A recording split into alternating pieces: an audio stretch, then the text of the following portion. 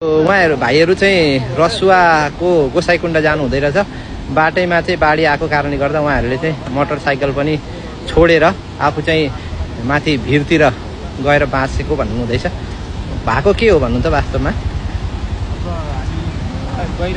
हजुर जाँदा जाँदा उताबाट बाढी आएको थाहा पाएँ।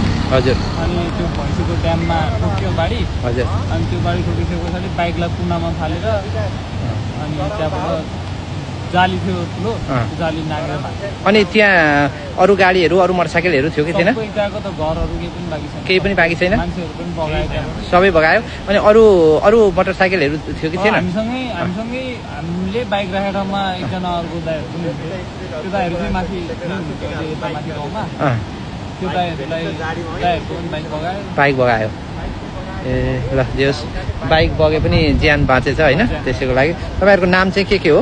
मेरो अर्जुन भट्ट। तपाईँको घर चाहिँ शान्ति बजार। कुन ठाउँ भन्नुभयो? शान्ति बजार। ए शान्ति बजार। कुन जिल्ला पर्यो यो? रसुवामै हो? नुवाकोट। ए नुवाकोटको शान्ति बजार। ए अनि अब कसरी काठमाडौँ जाने त? अब यहाँबाट गङ्गटेसम्म जाने, त्यहाँसम्म त्यहाँ हुनुहुन्छ आफन्त? ए ल तपाईँहरू बाँच्नु भएछ, त्यसैको लागि अब यही नै ठुलो कुरो भयो है। ल त्रिशुली बजारको अवस्था यस्तो छ, भाइहरू बाँच्नु भएछ।